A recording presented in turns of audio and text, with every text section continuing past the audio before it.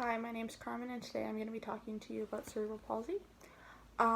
Their main cause of cerebral palsy is brain damage, and there's two classifications of cerebral palsy, the first being congenital.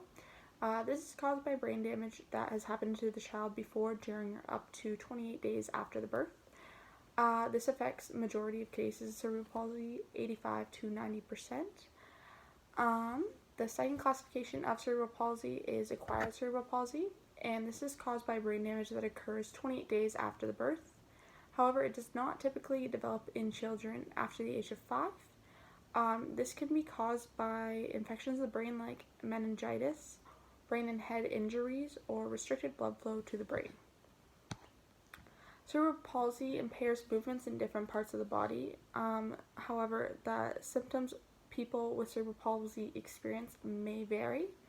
Cerebral palsy may affect the whole body or may just target one side or limb.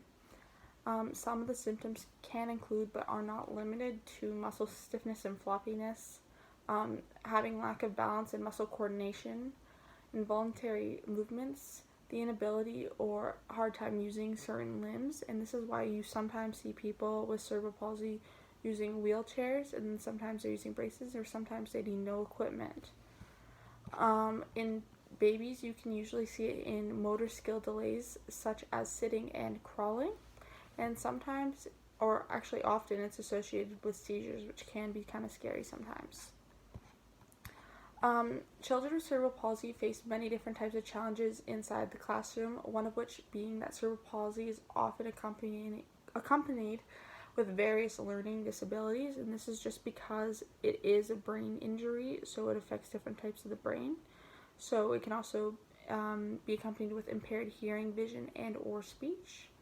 Not only does this affect how the student learns, but also affects how the teacher is able to communicate with the student as well as other students. Additionally, due to the child having cerebral palsy and having restricted and involuntary movements, they can struggle getting to and from class, or they have a hard time sitting still in class, and it may become a distraction. They also have a problem with bladder control, and they might have to go to the bathroom very often. However, I was reading this one article about this man who lives with cerebral palsy, and he says some of the benefits of cerebral palsy, one of which being that he developed a strong work ethic. Since students with this disability may face challenges, they actually have to work extra hard to overcome them. Students with cerebral palsy may also have to do physical therapy on top of schoolwork and extracurricular activities, so they may have a heavier workload than a student without the disability. As well, students with this disability have the chance to build stronger friendships in the classroom, surprisingly. It's not expected that a student with cerebral palsy has the ability to do everything on his or her own, and they often require peer assistance from time to time. So they are spending more time with their peers and are able to establish these stronger friendship connections with other students where they usually wouldn't.